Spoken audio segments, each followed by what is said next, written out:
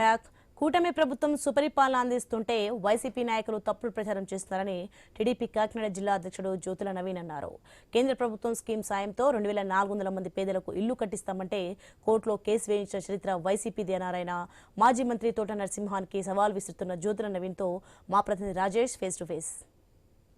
ప్రభుత్వ సంబంధించి లబ్ధిదారులకు ఇచ్చే పట్టాలు పక్కదావ పట్టించారంటూ వైసీపీ జగ్గంపేట నియోజకవర్గ ఇన్ఛార్జ్ మరోపక్క వారు మంత్రివర్గ గారు పనిచేశారు తోట నరసింహ గారు. దీనిపై కూడా ఆరోపణలు చేస్తూ కూడా వారు కాకినాడ కలెక్టర్కి వచ్చిన పరిస్థితి.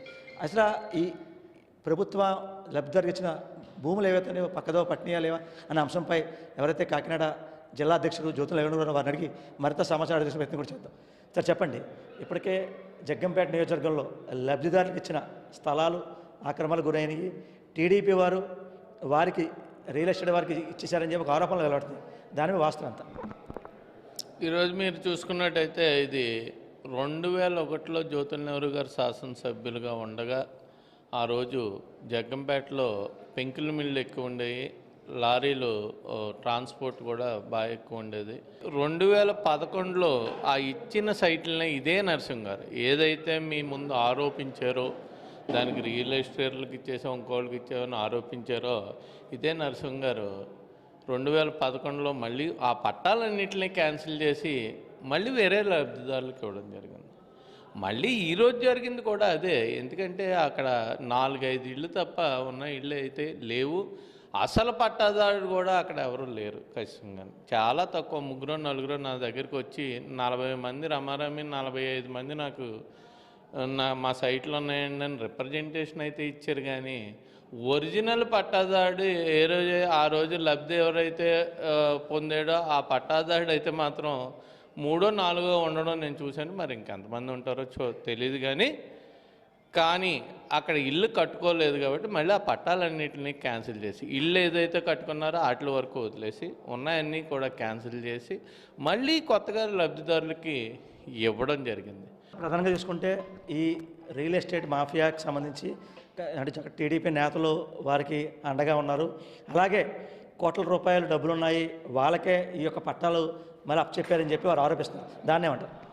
ఈరోజు రియల్ ఎస్టేట్ మాఫియాకి అప్పచెప్పేసి ఉద్దేశమే నాకుంటే ఖచ్చితంగా ఎవరైతే ఆ సైట్లు కొనుక్కున్నారో ఇంటర్నల్గా వాళ్ళ ముందు వాళ్ళ నాయకులు వాళ్ళు చేసినట్టు క్లోజ్డ్ డోర్స్లో నేను కౌరంపించుకుని ఎవరై నీకు పట్టా ఇప్పించేస్తాను నేను ఎంత ఇస్తానంటే ఈరోజు నాకు ఆ సైట్ మీద 5-6 కోట్ల రూపాయలు అవ్వలేలుగా రాత్రికి రాత్రి వచ్చే పరిస్థితి ఉంటుంది. కానీ నన్ను నమ్ముకున్న కార్యకర్త కానీ పార్టీని నమ్ముకున్న కార్యకర్త కానీ నిజమైన లబ్ధిదారుడికి కానీ ఇవ్వాలనే ఉద్దేశంతో నేను ఆ పట్టాలు మళ్ళీ తయారు చేయించడం ఇచ్చింది. ఇప్పుడు నేను ప్రయారిటీ ఇచ్చిన మాట వాస్తవం. ఎందుకంటే నాకు ఎలక్షన్లో నా కూడా తిరిగిన కార్యకర్తలకి నన్ను నమ్ముకున్న కార్యకర్తలకి పార్టీని నమ్ముకున్న కార్యకర్తలకి ప్రయారిటీ ఇచ్చిన మాట వాస్తవం.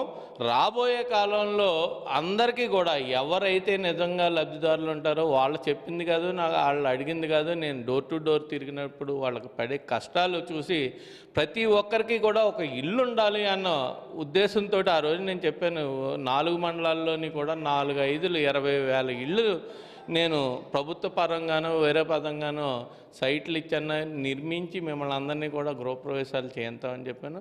మన దురదృష్టం కొలిది సెంట్రల్ గవర్నమెంట్ స్కీమ్ G+3 అన్నది మా ఏరియాలోని లాస్ట్ టైం వచ్చిన దాన్ని కూడా 4,500 ఇళ్ళు శాంక్షన్ వస్తే ఇదే వైసీపీ నాయకులు ఆ రోజు ఒక రైతుతోటి కోర్టులో వేయించి దాన్ని అడ్డుపడితే ఈ లోపల ఎలక్షన్ కోడ్ రావడం 4,500 మంది లబ్ధిదారులకి నిరుపయోగంగా అయిపోయిన పరిస్థితి. ఈరోజు ఎన్ని కౌరులు చెప్పి ఇదే వైసీపీ నాయకులు 4,500 మంది పొట్టగొట్టారు.